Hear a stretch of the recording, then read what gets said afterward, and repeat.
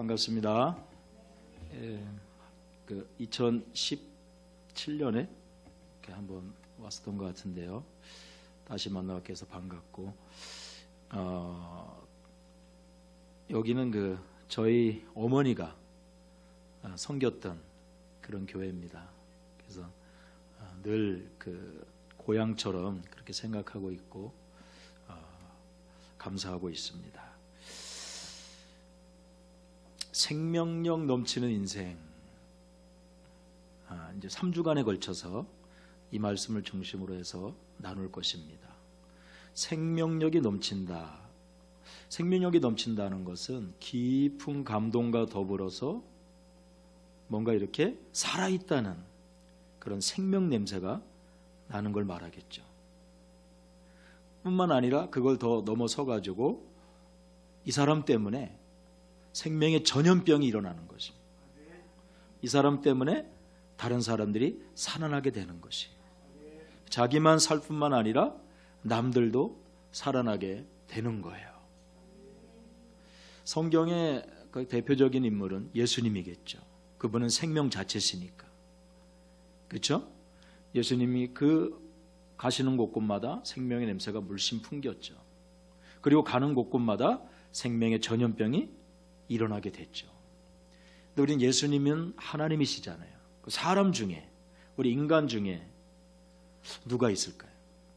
저는 이제 구약의 그 인물 중에 예수님을 가장 닮았다고 생각하는 사람이 요셉입니다. 그렇죠? 요셉의 성품과 사역을 보면 예수님을 많이 닮았어요. 그리고 그를 통하여서, 예수님을 통하여서 온 열방이 살아난 것처럼 이 요셉 한 사람을 통해서 고대 근동, 지금으로 말하면 세계죠. 전 세계가 살아나게 되는 그런 역사가 일어났어요. 그래서 요셉을 저는 구약에서 예수님을 가장 많이 그렇게 닮은 사람이 아닌가 그래 생각을 해서 요셉을 중심으로 해서, 요셉이 생명력 넘치는 인생을 살았는데 그 요셉을 중심으로 해서 창세기 37장, 50장까지 세 번에 걸쳐서 한번 같이 나누기를 원합니다. 생명력 넘치는 인생이 어떤 인생일까? 오늘은 이제 첫 번째로 말씀이 달린다는 것입니다. 생명력 넘치는 인생은 말씀이 달린다는 거예요.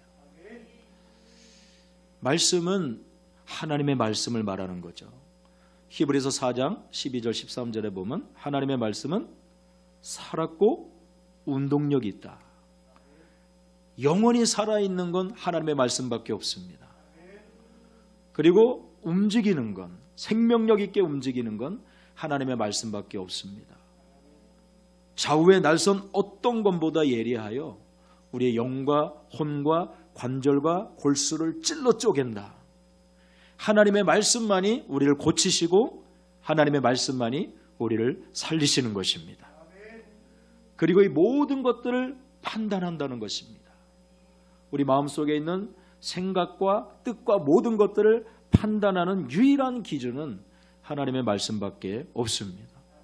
그리고 이 하나님의 말씀 앞에는 모든 것이 드러난다는 거예요. 왜냐하면 빛이기 때문에.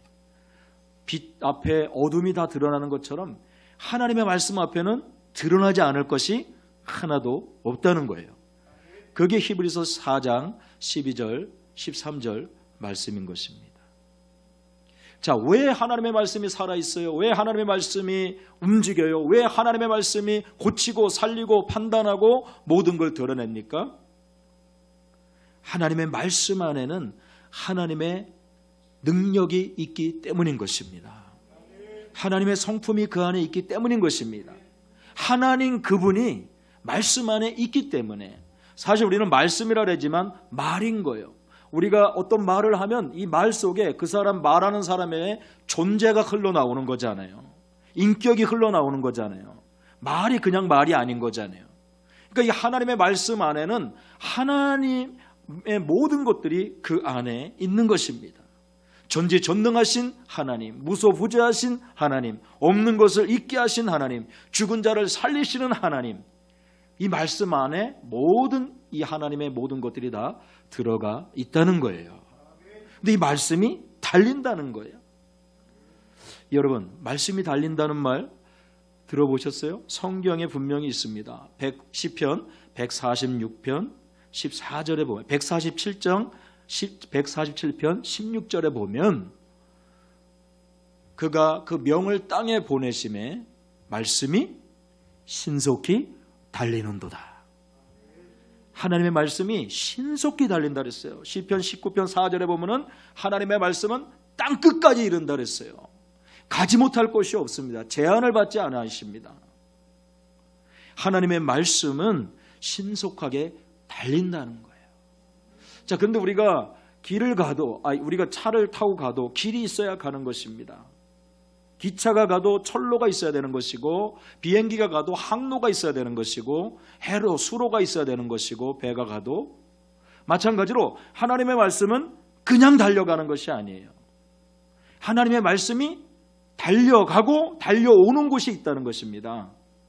그것이 시편 84편 5절에 이렇게 말하고 있어요. 주께 힘을 얻고 그 마음에 시온의 대로가 있는 자는 복이 있도다.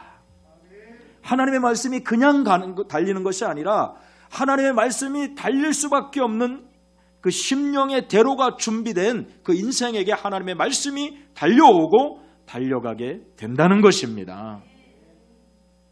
기차가 철로 2개를 해서 이렇게 달려가잖아요. 오늘 요셉의 삶을 보면 하나님의 말씀이 달려가는 거예요. 그러니까 하나님의 말씀이 달려가는 곳에는 사건이 있고 기적이 일어납니다. 하나님의 말씀이 달려가는 곳에는 없는 것이 있게 되고 죽은 자가 살아나고 무에서 유가 창조되는 놀라운 역사가 일어나게 되는 거예요. 생명의 냄새가, 생명력 넘치는 역사들이 하나님의 말씀이 달려가는 곳에는 반드시 일어나게 되는 거예요. 왜? 말씀이 달려가는 것이 아니라 하나님이 달려가는 것이에요. 하나님이 가시는 거예요. 나의 심령에 하나님의 말씀이 달려간다는 것은 그 하나님께서 내게 오셨다는 것이고 그 하나님께서 내 삶을 관통하여 흘러 달려 나가신다는 것입니다. 그러니까 역사가 일어나는 거예요. 하나님의 말씀이 달려온 인생이 그냥 살아갈 수가 없는 거예요. 하나님이 내 안에 오셨는데, 하나님이 내 안에서 달려가시는데 아무 일이 일어나지 않는다는 것은 그거 자체가 기적인 거예요. 저는 선포하기를, 기대하기를, 우리 사랑하는 이 강북제자교회 우리 모든 여러분들이 하나님의 말씀이 신속히 달려갈 수밖에 없는 그런 대로를 준비하시기를 주의 이름으로 축원합니다. 길이 준비되어야 돼요. 오늘 2가지 길을 여러분에게 소개할 것입니다. 첫 번째는 무엇이냐면 거룩입니다. 자, 우리 옆 사람과 한번 해보세요. 거룩을 준비하자. 거룩은 여러분 생각할 때는 좀 무거울 수 있을 것 같아요. 근데 거룩은 하나님의 명령입니다. 레위기 11장 45절에 보면은 내가 거룩하니 너희도 거룩할지어다. 하나님 명령이에요. 그리고 거룩은 하나님의 뜻입니다. 데살로니가 전서 4장 3절에 보면 하나님의 뜻은 이것이니 곧 우리의 거룩이라.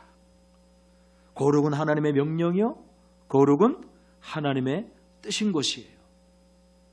거룩은 너무나도 중요한, 거룩이 없이는 아무도 안 보이는 주님을 보여줄 수 없다는 거예요.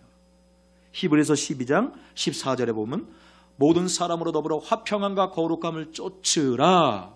이것이 없이는 아무도 주를 볼 수 없느니라. 화평함 그리고 거룩을 쫓으라. 거룩이 없이는 안 보이는 하나님을 보여줄 수 없다는 것입니다. 하나님은 안 보여요. 영이시니까. 그러나 하나님은 살아계세요. 누구를 통해서 볼 수 있냐면 바로 하나님의 사람들을 통해서, 거룩한 하나님의 사람들을 통해서 안 보이는 하나님을 보여줄 수가 있는 거예요. 빌립이 예수님 보고 하나님을 보여달라고 할 때 내가 너희와 함께 있었거늘 어찌하여 아버지를 보여달라고 하느냐. 나를 본 자는 아버지를 보았거늘. 여러분이 나아가서 친구들에게, 동료들에게, 직장 동료들에게나 누구에게나 이 말할 수 있어야 됩니다. 나를 본 자는 하나님을 보았거늘. 뭘 하나님을 보여달라고. 우리 전도할 때 그러잖아요. 하나님을 보여주면 믿겠다고. 근데 여러분, 정말 우리가 나를 보면 하나님이 보이는데 뭘 하나님을 보이라 하느냐, 이 정도의 거룩이 흘러나와야 되는 것입니다. 거룩은 쉽지 않은 부분이에요. 그러나 거룩은 반드시 목숨을 걸고서라도 추구해야 되는 부분이에요. 여러분, 나팔꽃이 줄을 타고 이렇게 올라갑니다. 나팔꽃이 계속해서 줄을 타고서 올라가기 위해서 나팔꽃은 흔들리게 되어 있어요. 계속 막 흔들리면서 계속하여 위에 줄로 그렇게 올라가는 거예요. 그런데 더 이상 흔들리지 않을 때면 나팔꽃은 그 맨 위에 있는 그 머리 잎, 그 무게를 주체할 수 없어가지고 떨어져 버리는 거예요.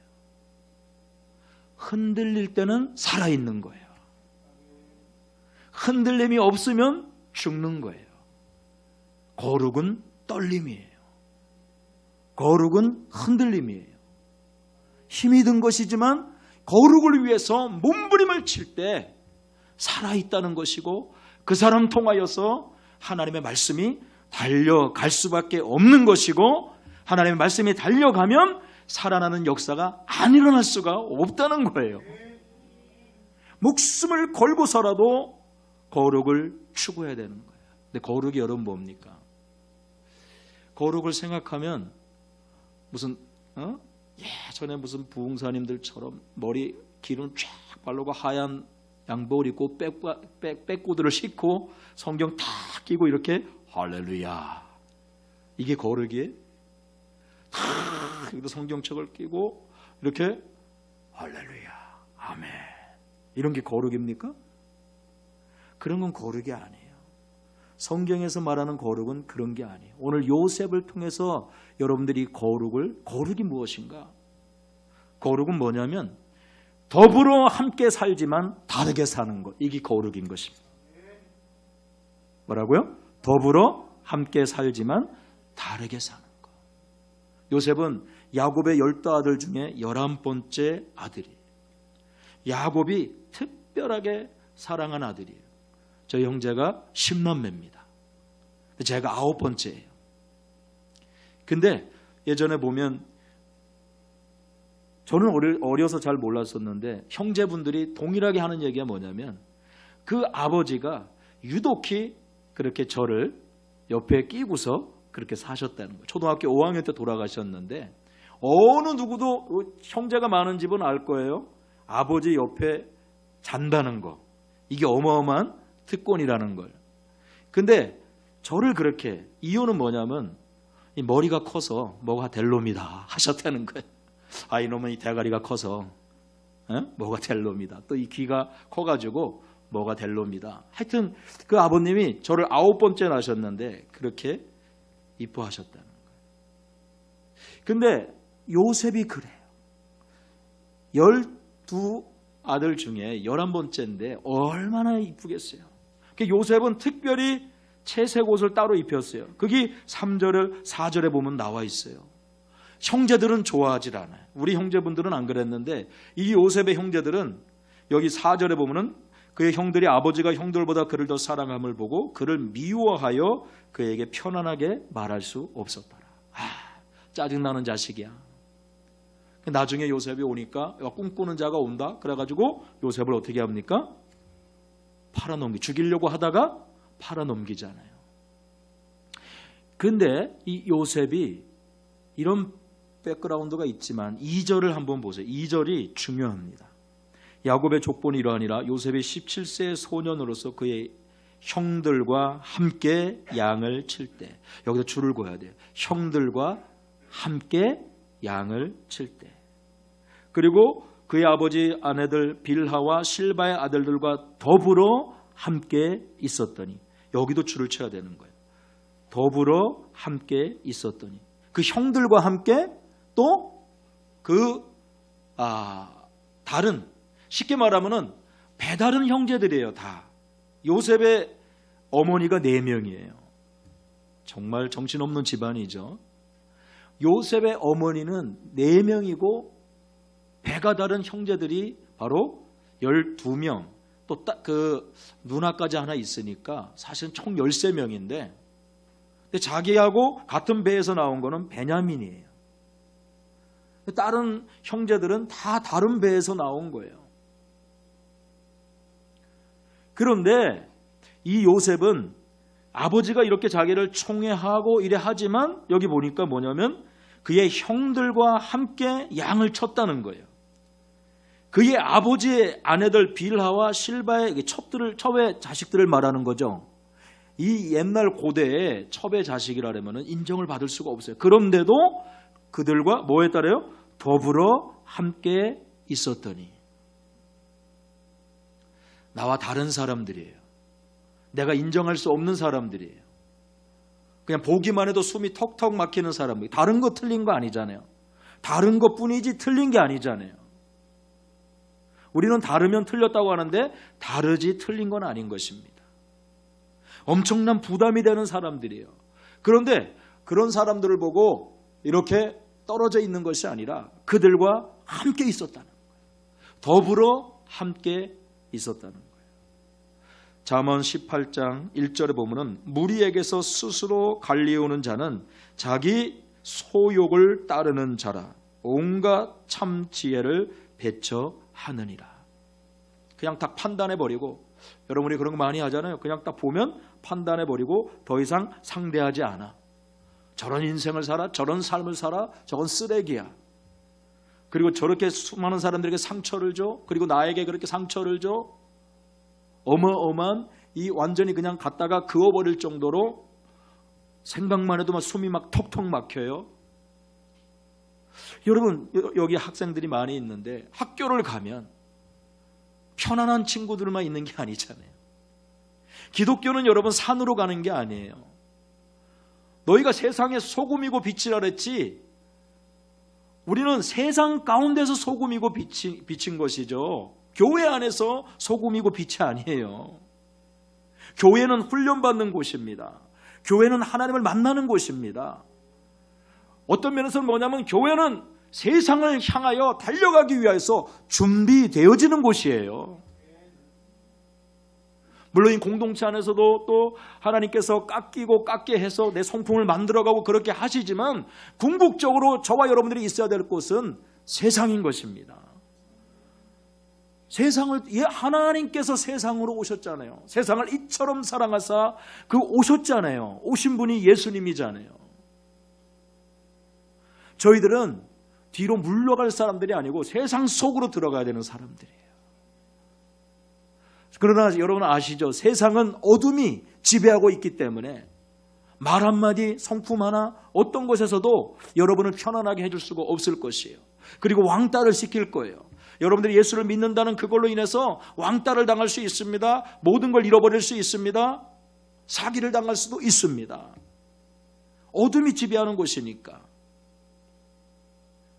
그래서 학교가 가기 부담될 때가 있을 것이고, 직장을 가기 부담될 때가 있을 것이고, 사업을 하기에 부담될 때가 있을 것이에요. 그러나 여러분, 실제로는 어둠이 빛을 두려워해야지, 어둠이 빛을 긴장해야지, 빛이 어둠을 보고 긴장하는 게 아닙니다. 저와 여러분들은 빛이잖아요. 빛의 자녀들이잖아요. 저와 여러분들이 가면 어둠이 오히려 긴장을 해야지, 어둠이 물러가야지. 여러분 보세요. 빛이 켜지면 어둠은 떠나가게 되어 있는 거잖아요. 어디 어둠이 빛을 켜요?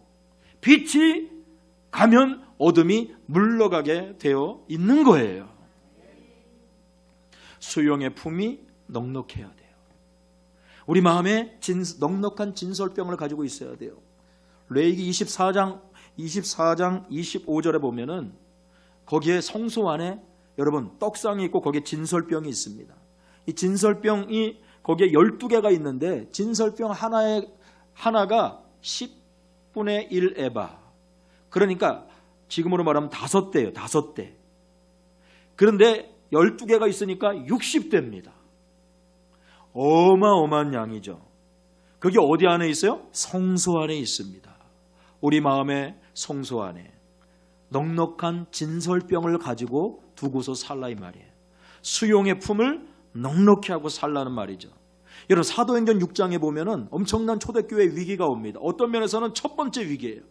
어떤 면에서는 진짜 교회가 그냥 이제 막 태어난 교회가 무너질 수 있는 막 하루에 3,000명, 5,000명 회개하고 돌아오는데 그때 마귀가 찬물을 끼얹어가지고 교회가 무너질 수 있는 그런 상황이 왔는데 그게 뭐냐면은 구제하는 것 이거를 가지고서 교회가 이제 분열이 헬라파 유대인들과 히브리파 유대인들 여기 살고 있는 사람들 아니면은 이민 갔다가 들어와 사는 사람들 이게 헬라파 유대인이에요.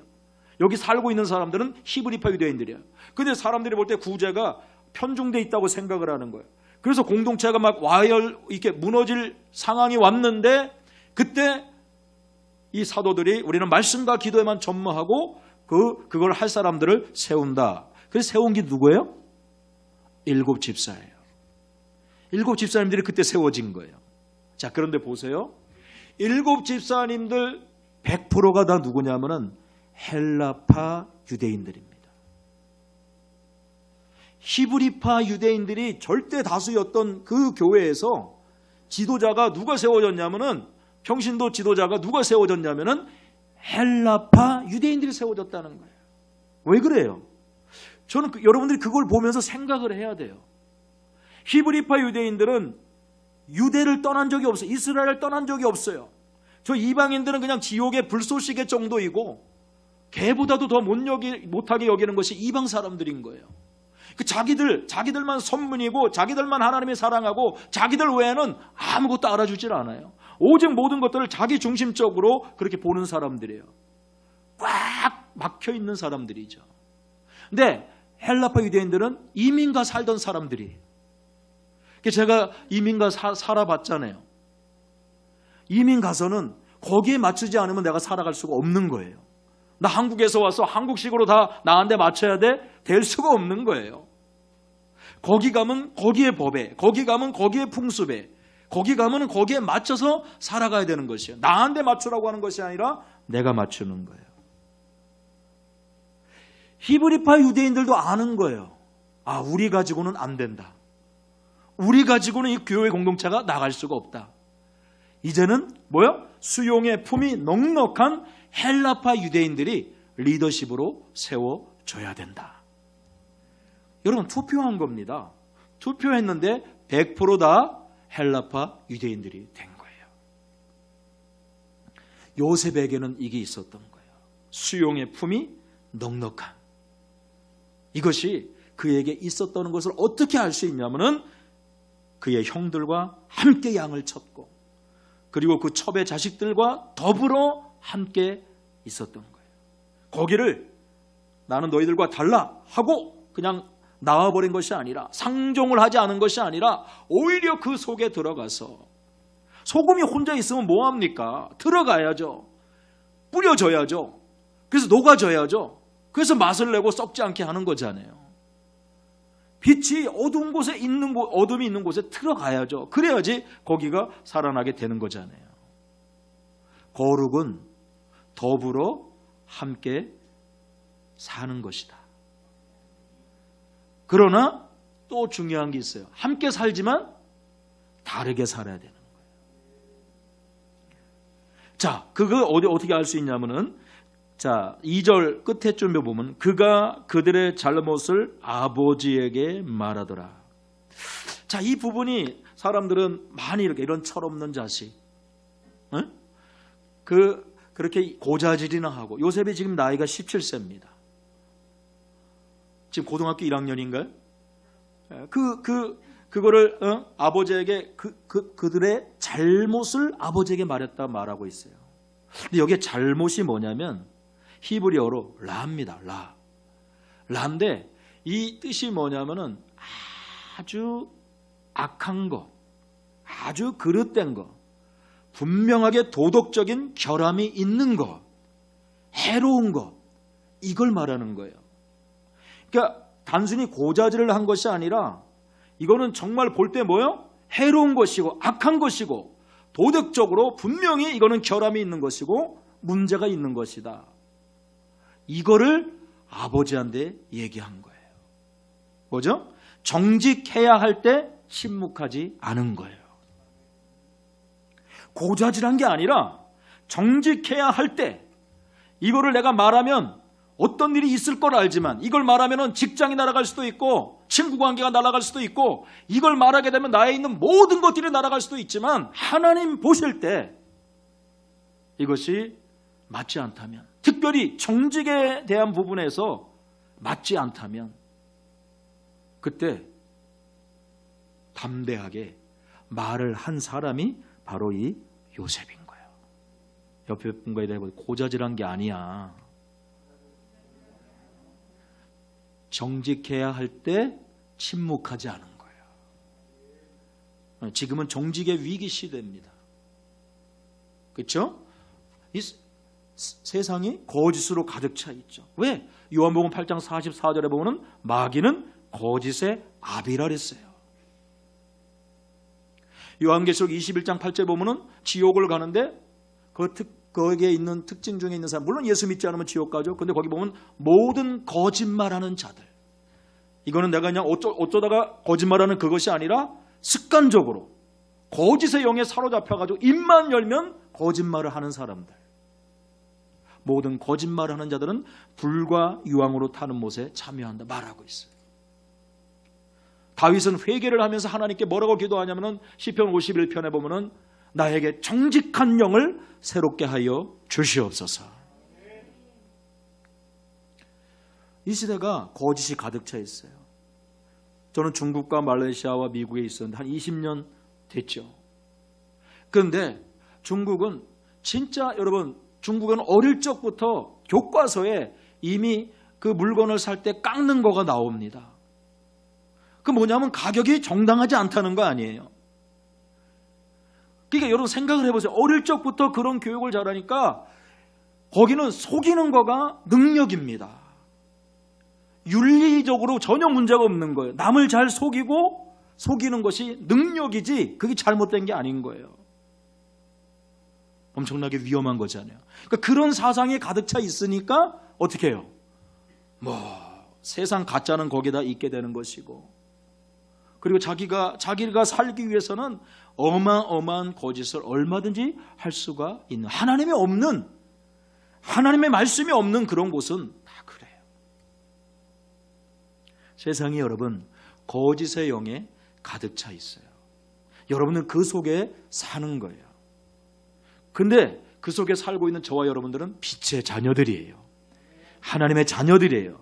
우리 아버지는 마귀가 아니에요.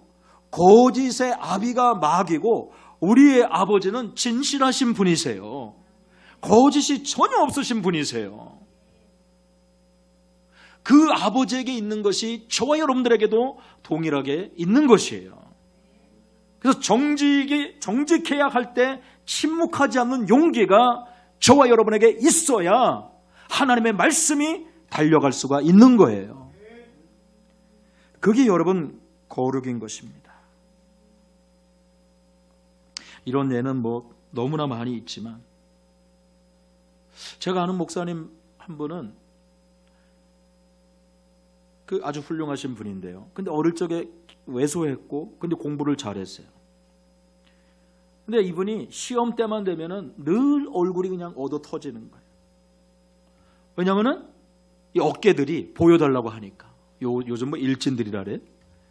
보여달라고 하는데, 첫 번째로는 이거는 보여주는 자체는 하나님께서 기뻐하지 않는 거기 때문에 보여주지 않았고, 그 다음에 자기는 열심히 공부했는데, 첫 번째는 뭐냐면 하나님이 이거를 기뻐하지 않는다. 거짓이잖아요. 그래서 얻어 터져가면서도, 엄청나게 맞아가면서도, 그리고 그것 때문에 왕따를 당해가면서까지도 끝까지. 근데 어느 날 이렇게 가는데 그날도 정말 얻어 터지고 막 그냥 입에 부어가지고 키는 작아가지고 이렇게 그냥 툭 하고 가는데, 예전에는 여러분 그 쓰레기통이 시멘트로 되어 있었잖아요. 그죠? 목사님 기억하시죠? 시멘트로 되어 있었는데 그 시멘트 쓰레기통에 이렇게 금이 이렇게 가 있는데 그 금이 간 사이로 해바라기가 피어 있더라는 거예요. 그때 하나님의 음성이 이 어린 이분에게 들려왔어요. 쓰레기 더미 가운데서도 꽃을 피우는 나다. 너의 삶이 너가 세상 속에 살아가는 것이 쓰레기 더미 가운데 살아가는 것 같지만 그 가운데서 나는 너를 통하여서 꽃을 피울 것이다. 정직에 목숨을 걸고 그렇게 나아가는 너를 내가 반드시 내 인생을 살아나게 그리고 살려주는 인생으로 삼아 줄 것이다. 사랑하는 여러분, 저와 여러분들이 있는 곳은 진짜 쓰레기 더미 같은 그런 곳일 수 있습니다. 그러나 그 가운데서도 거룩을 놓지 마십시오. 더불어 함께 사시고 이를 악물면서, 그러나 보이게 이렇게 이를 악물면 안 되죠. 그래도 얼굴은 환하게 하지만 타협하지 않는 거예요. 더불어 함께 살지만 어떻게 해요? 다르게 살아야 되는 거예요. 정직해야 할 때 침묵하지 않아. 저는 이런 걸 너무 많이 들었어요. 목사님 그렇게 하면 다 망합니다. 목사님 다들 그렇게 합니다. 그렇게 하다가는 아무것도 안 돼요. 중국에서도 말레이시아에서도 미국에서도 동일하게 다 하는 얘기가 뭐냐면 정말 당신은 아무것도 모르는 사람이군요. 이 세상을 몰라도 너무나도 모르는 사람이군요.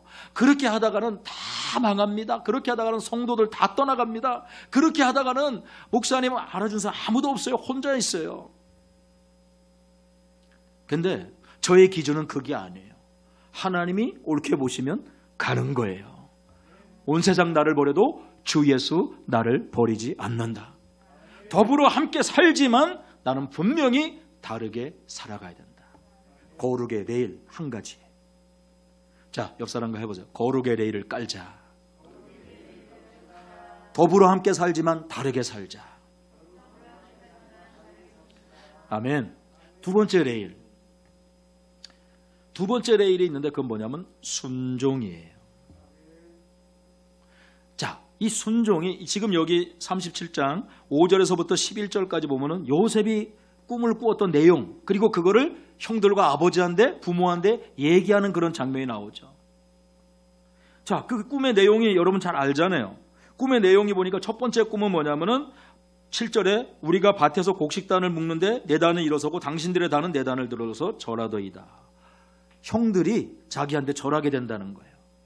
그러니까 형들이 열이 받죠. 8절에 형들이 그에게 네가 참으로 우리의 왕이 되겠느냐, 우리를 다스리게 되겠느냐, 그 꿈과 그의 말로 말미암아 그를 더욱 미워했다.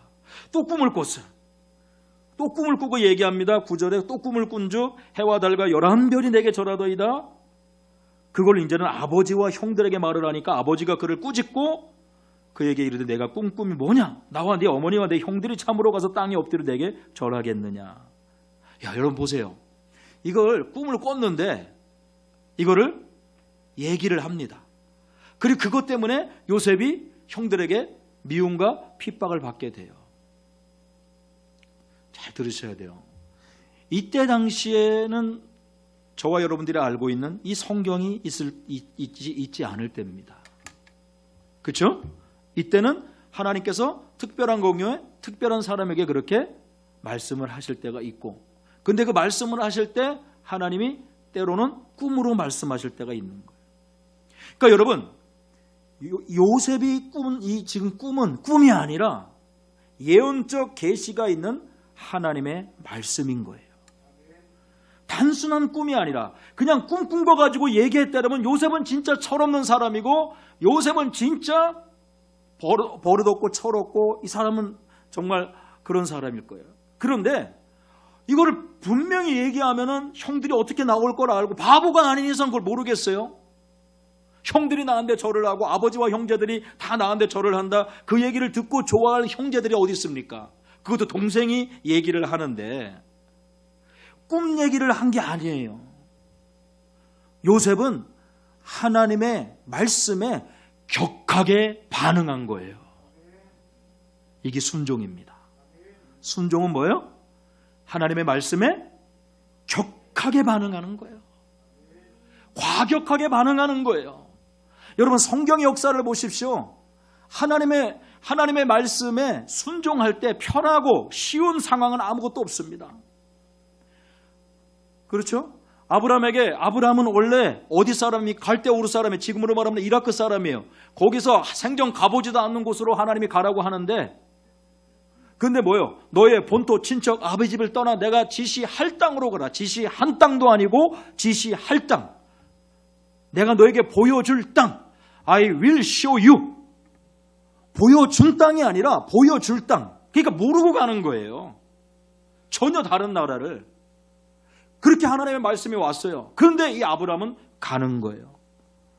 25년을 기도해서 아들을 낳았는데 하나님이 바치라고 하는 거예요. 어마한 하나님의 말씀이 달려왔잖아요. 그런데 어떻게 해요? 격하게 반응합니다. 5년 전에 와서 그 말씀에 즉각적으로 토를 달지 않고 죽기까지. 오늘 이 죽을 드시길 바랍니다. 즉각적으로 하나님 말씀할 때 즉각적으로 토를 달지 않아. 오, 하나님 이게 무슨 말이에요? 토를 달지 않아. 그리고 어떻게? 죽기까지. 자식을 죽이는 게 아니에요. 사실은 뭐예요? 자기 죽기까지 순종하는 거예요. 근데 예수님이 그랬어요. 예수님도 그냥 막 말씀에 순종한 것이 아니라 생명 걸고 순종한 겁니다. 빌립보 2장 8절에 보면은 어떻게 해요? 죽기까지 복종하셨으니 십자가에 죽으심이라. 네? 그분이 그냥 아이고 내가 뭐 그냥 넉넉하게 십자가를 져버리지 뭐 이런 게 아니에요. 심한 통곡과 눈물로 간구와 소원을 올렸고 막 피가 막 땀이 핏방울처럼 그렇게 모세 혈관이 다 터져가지고 그렇게 고통스러운 가운데 할 수만 있거든 이 잔을 내게서 옮겨 주십시오. 그러나 나의 원대로 마시고 아버지의 원대로 되길 원합니다. 심한 통곡과 눈물로 간구와 소원을 올린 거예요. 그리고 죽기까지 복종하셨으니 십자가에 죽. 여러분 성경에 보세요. 하나님의 역사와 기적이 일어난 데를 보면은 하나님의 말씀이 반드시 이 패턴입니다. 하나님의 말씀이 달려와요. 근데 하나님의 말씀이 달려올 때 이것에 반응하는 사람들, 어떻게 격하게 반응하는 사람들 통하여서 하나님의 살아계심이 보여지고 증명되게 되는 거예요. 앞에는 홍해가 있고 뒤에는 애국 군대가 막 오는데 완전히 그냥 다 막혀버렸는데 하나님의 말씀이 달려와요. 손을 내밀라는 거예요. 미치는 것이죠. 그냥 하나님의 말씀, 하나님이 그냥 갈라주시면 되는데 손을 내밀라는 이 말씀인 거예요. 순종하기가 쉽지가 않은 거예요. 안 갈라지면. 이 들판에 5천 명이 있는데 남자만 한 2만 명 이상의 사람들이 있을 것인데 그런 가운데서 말씀에 격하게 반응한 사람은 그 자기 도시락 내놓은 떡 5개와 물고기 2마리를 내놓은 사실은 어린아이가 오병이어의 주인공입니다. 물론 그건 예수님을 말씀하려고 하는 것이지만은 그 오병의 기적이 일어나게 됐던 그 통로가 누구냐면 어린아이예요. 뭐 제자들은 머리를 쓰고 뭐 계산을 하고 이렇게 얘기를 하고 있는데 가지고 온 애는 어린아이잖아요. 격하게 순종한 거예요. 격하게 반응한 거예요. 그럴 때 거기에 수많은 사람들이 살아나게 된 것을 저와 여러분들은 볼 수 있습니다. 말씀은 순교를 각오하고 순종해야 되는 거예요. 이 시대 순교는 선교지에 가서 죽는 것만이 순교가 아니라 말씀에 순종하는데 그 이 격하게 반응을 한다 그랬잖아요. 순교와 같은 거예요. 죽을 각오를 하지 않으면 이제는 말씀에 순종할 수 있는 시대가 아닌 것입니다. 특히 우리 여기 젊은 세대들이 많이 있는데 여러분들이 정말 이 시대에 하나님께서 여러분들을 쓰시고 쓰임 받기를 원한다면 여러분 성경에 보면은 인물들이 물론 나이가 들어서 쓰신 경우도 많이 있지만은 자 보세요. 요셉은 17살 때입니다. 다니엘도 17살 때입니다. 그렇죠? 하나님의 사람들이 쓴 거 보면은 젊을 때, 어릴 때 우리가 생각할 때는 철부지라고 느껴질 그때 그렇지 않아요. 여러분들 지금 고등학교, 대학교, 중학교 사실은 이때 이런 부분들이 되어지면 하나님이 쓰시는 거예요. 지금부터 말씀에 격하게 반응해야 돼요. 나이 먹으면 못해요. 굳어지면 못해요. 자식이 딸리면 못해요. 아 목사님 그거는 좋은 내용입니다. 그거는 정말 그렇죠. 그렇지만은 나도 지금 이제는 이 딸린 처자식도 있고 다 뚜두두두두두 떨어져 나가는 거예요. 나도 옛날에는 그렇게 말씀에 격하게 반응한 적도 있어요. 신앙은 옛날 거 가지고 먹고 사는 게 아니에요. 오늘 예전에 격하게 반응하지 못한 사람은 오늘도 반응할 수 없어요. 다 하나님의 사람들은 말씀이 달려올 때 계산하지 않고 머리 굴리지 않고 격하게 반응한 거예요. 제가 20여 년 그렇게 외국에 있었다 그랬잖아요. 저의 마음은 한 곳에 있고 싶은 마음이 너무나도 굴뚝 같은 그런 마음이에요. 그런데 하나님께서는 무너진 곳으로 가라랍니다. 그래서 거기가 되어집니다. 그러면은 또 모든 것들을 다 버리고 또 맨 땅에 헤딩을 하고 가라고 늘 그렇게 말씀하셨어요. 제가 여기 부교육자를 할 때도 역시 부서마다 하나님은 꼭 그런 곳을 가게 했고 할 만하면은 또 떠나게 했고, 그런데 이 선교지에 가서도 마찬가지입니다. 사역이 이제 막 열매가 맺고 할 만하면 가라는 거예요. 그것도 나라를 옮겨가면서까지. 그때 달려온 하나님의 말씀에 정말 쉽지 않을 때가 많이 있어요. 그런데 계산해봤자 그건 답이 없어요. 그 하나님 말씀에 반응하는 거예요. 순종하는 거예요. 격하게 나아가는 거예요. 그러면 뭐냐면 그때는 죽을 것 같은데, 이거 순종하면 모든 것이 사라질 것 같은데, 그러나 순종하고 나면, 격하게 반응하고 나면 하나님께서 책임져 주시는 거예요. 제가 20여 년 만에 왔는데, 여러분 생각을 해보세요. 20여 년 만에 왔는데 제가 무슨 여기에 신용 조회 기록이 있겠습니까? 뭐가 있겠어요? 아무것도 없잖아요. 진짜 제가 여태 중국과 말레이시아, 미국을 이렇게 갔는데 이 한국에, 내 조국에 왔는데 사실은 더 여기가 선교지 같은 거예요. 그렇지 않아요? 여러분 20여 년 만에 왔는데 뭐가 있겠어요? 그래서 이제 차가 필요한데 이게 신용도 없고 뭐 기록도 없고 하니까 이게 되지가 않는 거예요. 네, 기도하고 이 방법 저 방법을 찾고 그래 하는데 어떤 분에게 문자가 왔어요. 작지만 하나님께서 마음을 주셔서 그렇게 보냅니다. 근데 500만 원을 보내신 거예요. 근데 이 500만 원이, 이걸 보낸 분이 어떤 분이냐면 코로나 때 직장을 잃어가지고 공사장에 가서 막노동을 해가지고 벌은 돈이에요. 근데 그거를 하나님께서 저에게 보내라고 말씀을 했다는 거예요. 여러분, 그 500만 원이 그냥 500만 원이 아니잖아요. 그분은 그런 일을 할 뿐이 아닌데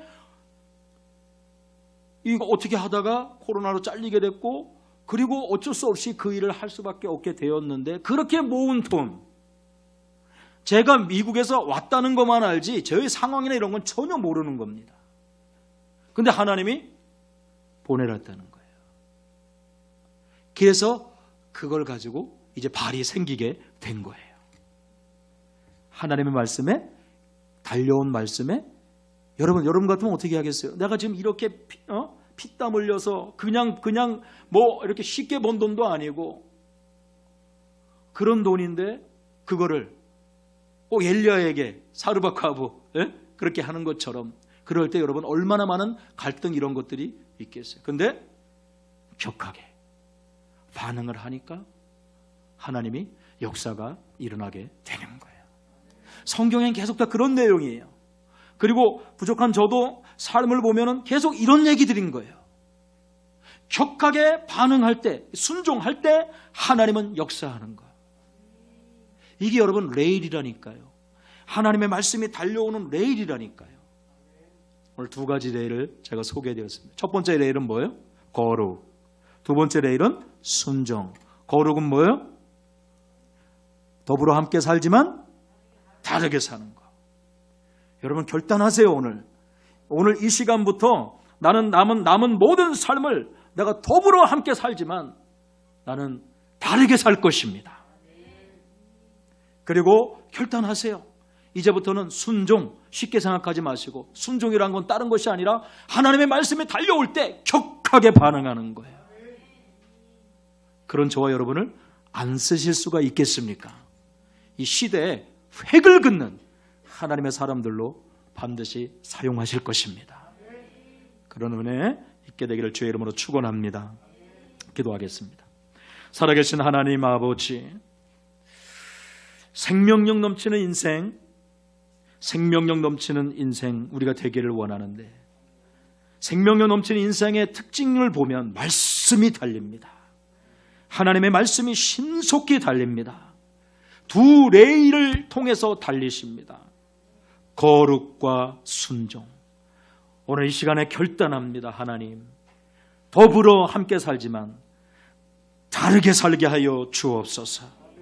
하나님의 말씀이 달려올 때 계산하고 고민하고 하지 말고 촉하게 반응하며 나아갈 수 있는 저희들 되게 하여 주옵소서.